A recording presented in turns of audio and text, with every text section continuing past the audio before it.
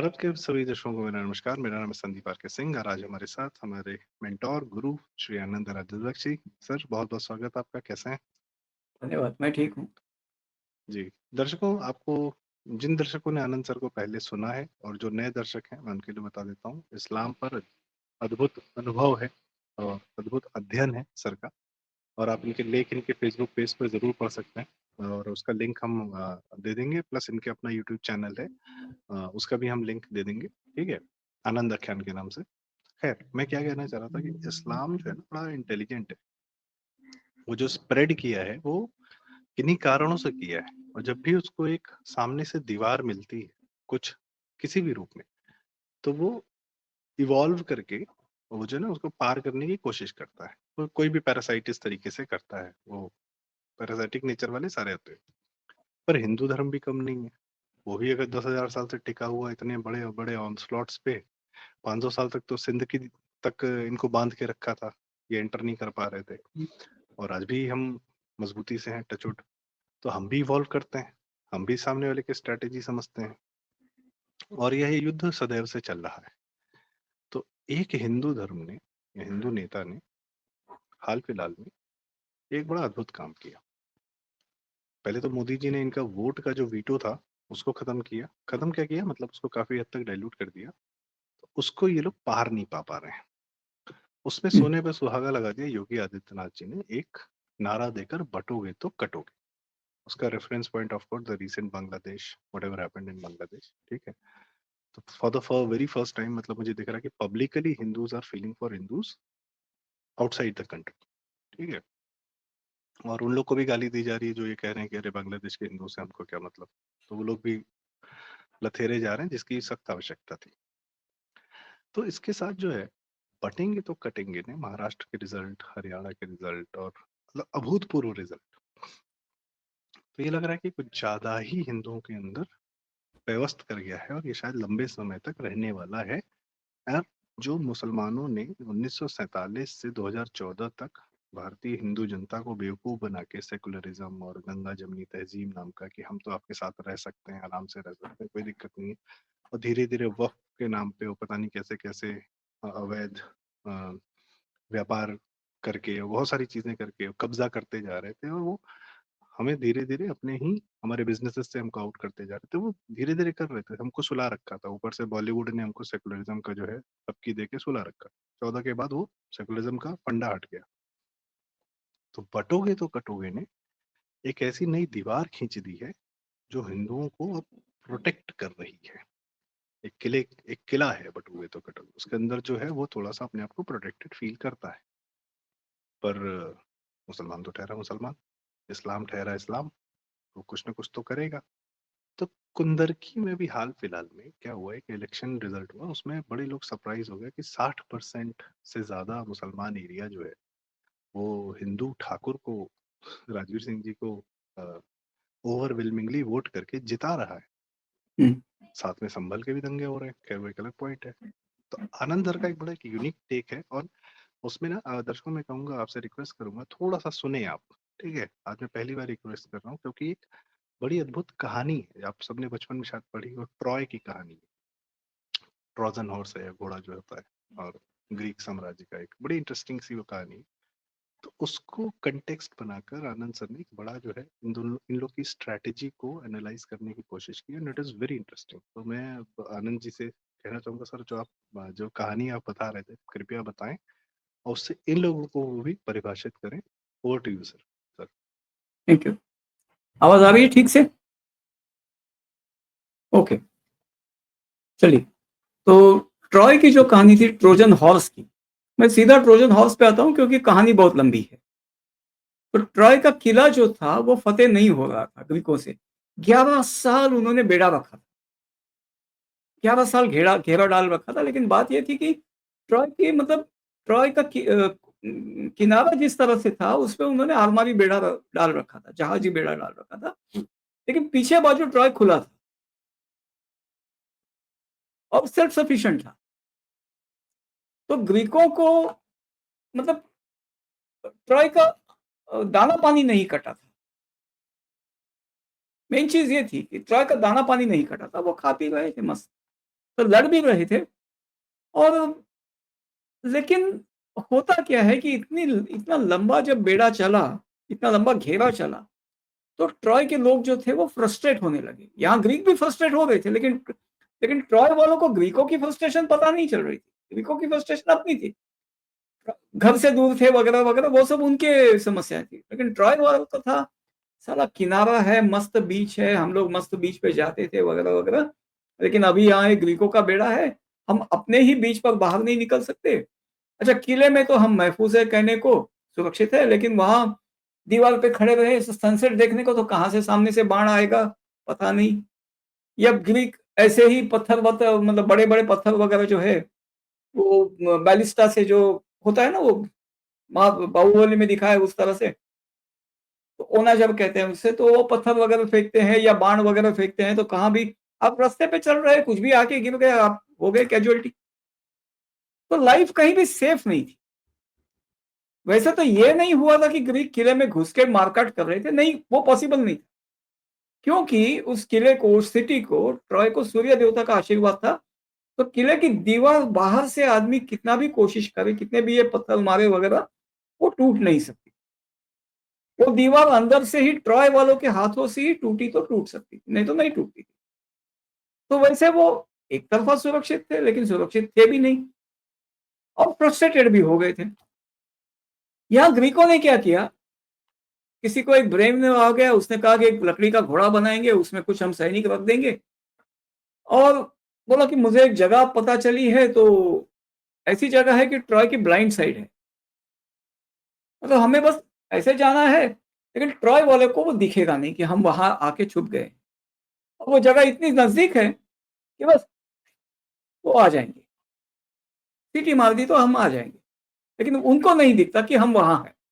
वो जगह वैसी है, मैंने देखा है वहां से, तो ट्रॉय के किलो वालों के हम नहीं दिख पाते। अच्छा, चलो, तो घोड़े का क्या, तो बोले नहीं, हम घोड़ा ऐसा बनाएंगे कि वो कहानी बनाएंगे कि हमने वो मिनरवा जो है, जो उनकी भी देवी है, हमारी भी देवी है, कल्चर दोनों का सेम था, तो देवी है, तो उसको हम ये अपनी, हमने जो तुम्हारे शहर पर आक्रमण किया, तो पछतावा के रूप में हम उन्हें भेंट चढ़ा कर जाएंगे।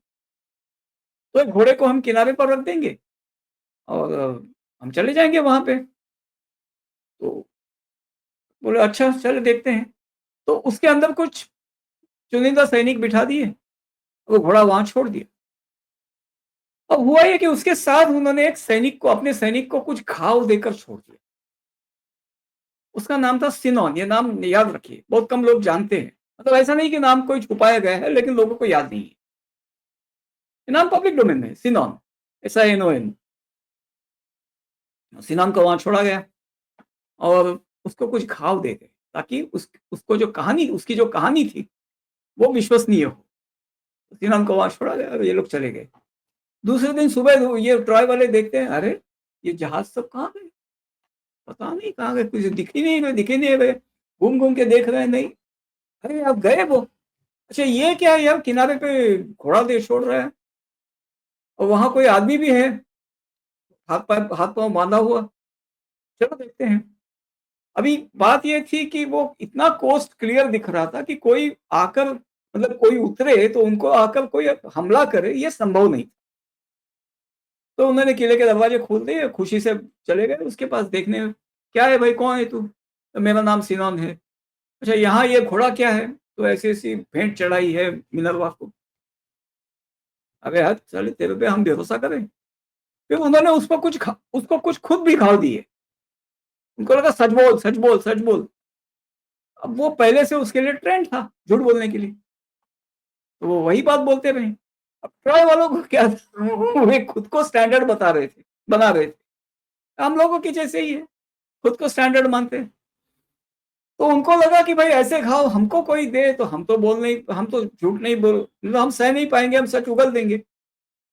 ये आदमी अगर अपनी बात पर टिका हुआ है तो वो सच बोल रहा होगा, चलो घोड़ा लेकर चलते हैं।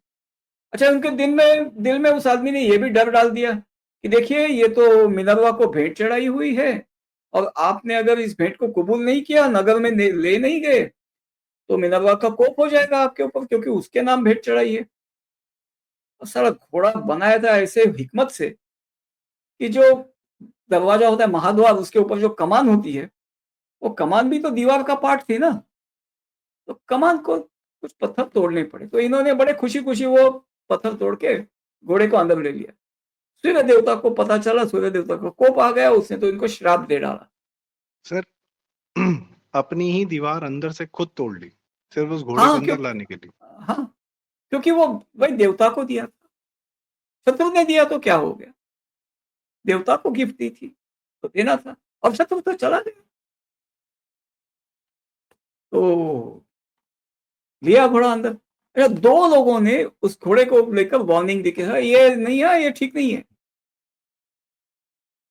सुनी नहीं किसकी। एक कैसेंड्रा थी, राजकुमारी थी, अरे तू तो मनहूस है।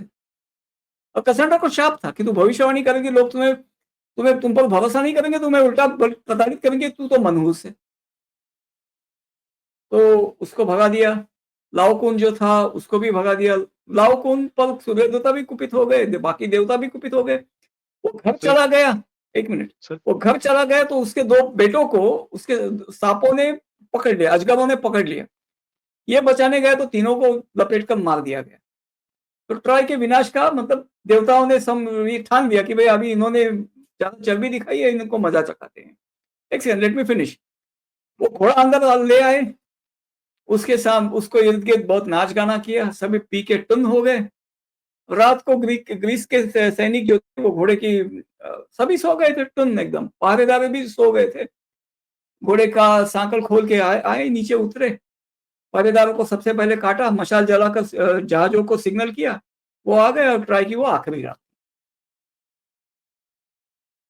ठीक है, मतलब यूं कहिए कि जैसे अपने यहाँ अपने को जो अनुभव है कि जहाँ ईमान के सिपाही यहाँ आते हैं और कोई शहर उनके हत्थे चढ़ता है तो जो होता है वो उनके साथ भी हो गया। ठीक है, तो बताइए आप क्या पूछ रहे थे। ये कहानी ट्रॉय की यहाँ खत्म हो गई और उस आदमी का नाम जी सिनोन था जिसने वो बड़ी जी कन्विंसिंगली वो कथा बचाई।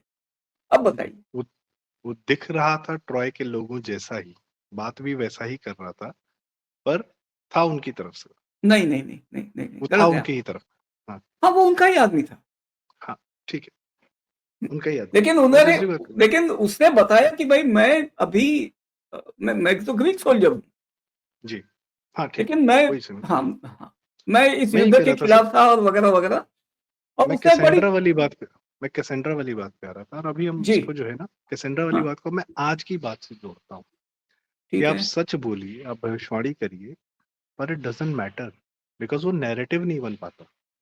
हम्म कैसेंड्रा सच बोल रही थी, कैसेंड्रा सही भविष्यवाणी कर रही थी, पर चूंकि नैरेटिव ये था कि इनकी बात झूठ है। अब मैं इसको आज से कंटेक्स्ट में लाता हूँ सर। आज जो लेफ्टिस्ट मीडिया है, इस्लामिक मीडिया था, जो गोदी मीडिया है, सॉरी गोदी बोल रहा हूँ, दिल्ली का जो भी मीडिया है वो सदैव सेंटर की सत्ता की रहता है, ठीक है। जब तक वो 1947 से लेकर आज तक, या उससे पहले से भी प्रोमिनेंस में था, डोमिनेंस में था, तो उसने ये नैरेटिव बना रखा था कि ये तो संघी है, हिंदू है, संघी है, इनकी बात इग्नोर मार दो, रिजेक्ट मार दो। संघ या विश्व हिंदू परिषद या सब लोग, या ये बहुत वायलेंट लोग हैं ऐसे, तो ये नैरेटिव का पार्ट। तो जब वो लोग बोल रहे थे कि भैया मुसलमानों से आप बच के रहिए, या ये जो कर रहे हैं उनका सच बता रहे थे, कोई नहीं सुन रहा था, सेकुलरिज्म का हम्म नशा छाया हुआ था, वही कैसेंड्रा वाला। हम्म और सामने से आके जब तबाही आ गई, तब 1000 2000 3000 साल बाद कह रहे हैं नहीं कैसेंड्रा सच बोल रही थी। तो 1000 2000 साल बाद जो है, अब वो तो भला हो मोदी जी आ गए और उन्होंने बहुत बोल कर नहीं, अपने कर्मों से और हिंदुइज्म को अपने ऊपर ओढ़ कर जनता को दिखाया, और सामने वाले खुद जब अपने कपड़े फाड़ने लगे, रवि लेफ्टिस्ट मीडिया इस्लामिक्स, कि भैया इनको अनाज दो, इनको घर दो, फिर भी इनको जो है अराजकता ही चाहिए, इनको ट्रेन पे ट्रेन के रास्ते में सरिया और हम्म आरसीसी स्लैब ही लगानी है, सिलेंडर रखना है ताकि फूट जाए वंदे भारत, सिर्फ इसलिए कि वंदे भारत रखा है ना। मतलब व्हाट इज दे वांट, अराजकता, they want to destroy you, but then hmm ये आपको देखना पड़ेगा। आज कैसेंड्रा या कोई भी आके बोले कि अरे ये गलत कर रहे हैं, गलत करेंगे, तो हमारे हिंदू लोग आके रिप्लाई करने, अरे नहीं ये तो अच्छे हैं, तो जो गंगा जमनी तहजीब है इसमें अच्छे लोग भी होते हैं। भाई तुम क्यों डिफेंड कर रहे हो यार, इनका इतिहास बता रहा है कि ये क्या है। हम आज की बात पे आते हैं सर। मैं चूंकि ये पूरी कहानी बताई गई है, इसका आज से क्या संबंध है, कुंदरकी से क्या संबंध है, बटोगे तो कटोगे के काउंटर से क्या संबंध है सर? देखिए, कसेंड्रा जो है ना, कसेंड्रा पर विश्वास न करना, ये सेक्युलरिज्म है। मतलब सेक्युलरिज्म एक्चुअली क्या है ना, सेक्युलरिज्म एक ओढ़ा हुआ कवच है। आपको ये बताया गया है कि आप अगर सेक्युलरिज्म की माला जपते रहोगे, गंगा जमनी तहजीब की माला जपते रहोगे, भाईचारे की माला जपते रहोगे, भले आपके नजर के सामने आपकी बेटी को उठा लिया गया है वगैरह वगैरह, लेकिन आप उस पर बात नहीं करेंगे, तो ये सेक्युलरिज्म है। ये आपको गुट्टी पिलाई गई और आपको ये बताया गया था कि आप इसी वजह से सेफ रह पाओगे। तो यहां तक मैं कैसेंड्रा को खत्म कर देता हूं, ठीक है। मतलब उसके उसके खिलाफ जो भी कोई बोलेगा, उसको कैसेंड्रा की बात, तो कैसेंड्रा वाला शाप था, या लाओकुन वाला भी शाप था कि उसका पूरा निर्वंश कर दो, ये भी होता, ठीक है। अभी यहां कुंदरकी से जोड़ना है, तो कुंदरकी में क्या है कि उन्होंने आपको जो जीत दिलाई है, उसके लिए कई सारे नैरेटिव गढ़ रखे, पठान तुर्क वगैरह, शेख तुर्क और ये सब, जो अभी इतने साल नहीं हुआ। और ये हिंदू को जीत दिलाना, हिंदू को सालों को पता नहीं है, ये बेसिकली इस्लाम के खिलाफ है। मुसलमान के मसलों में अगर मुसलमान काफिर को जीत दिलाए तो जहन्नम जाएगा, अगर काफिर की मदद लेकर अगर काफिर को जीत दिलाता है मुसलमान पर, तो वो जहन्नम जाएगा। काफिर को वो जीत नहीं दिला सकता।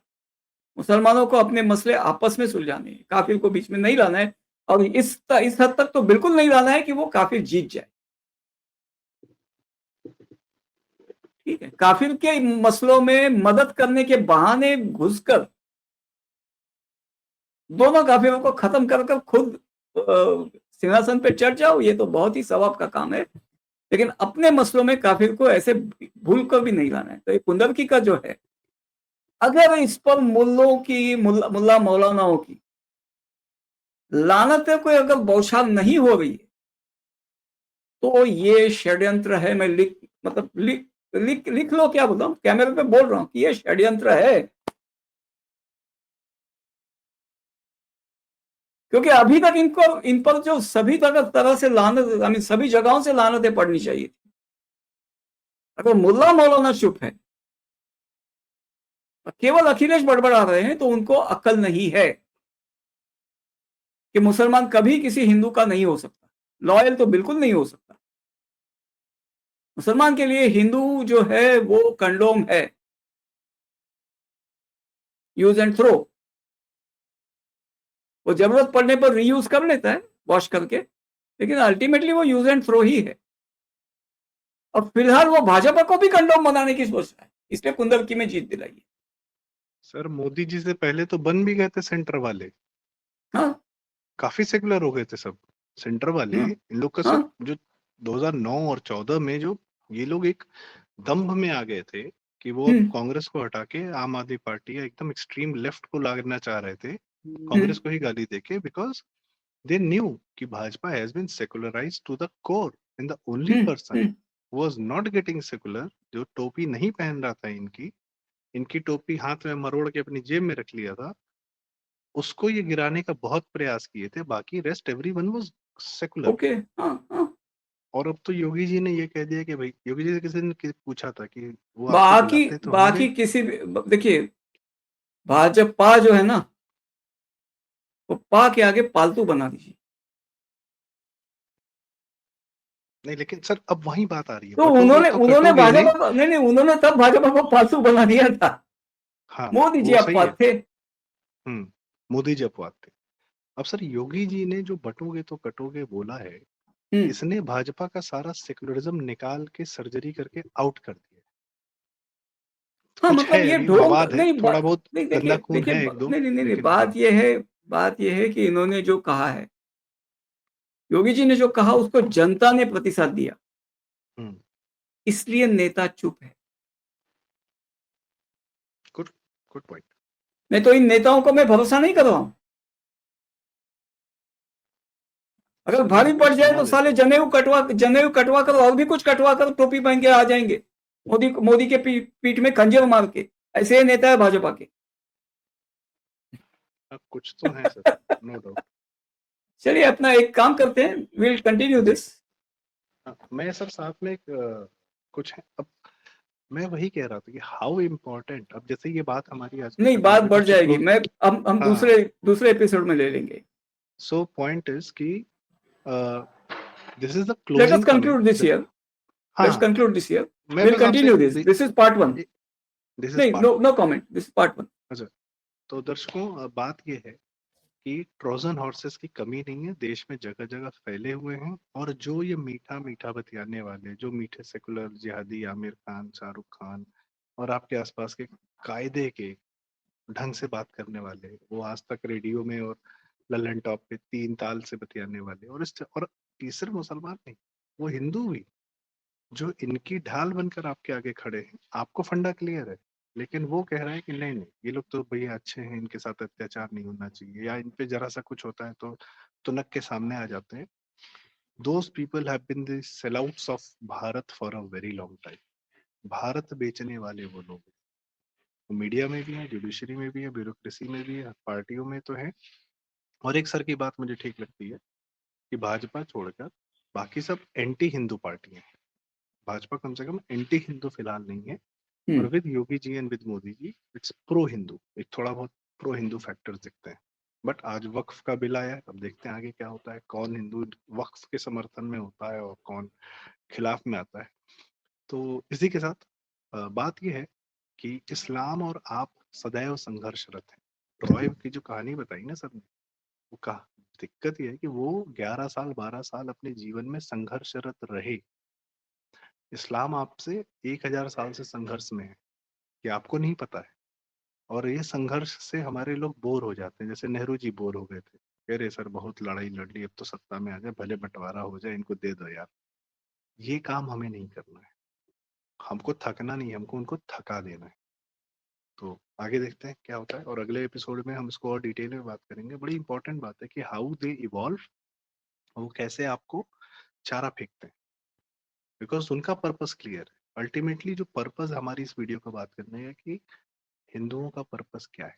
हम अगली वीडियो में ये भी बात करेंगे कि हम महाराष्ट्र जीत गए, हरियाणा जीत गए, सब जीत गए, करेंगे क्या जीत कर।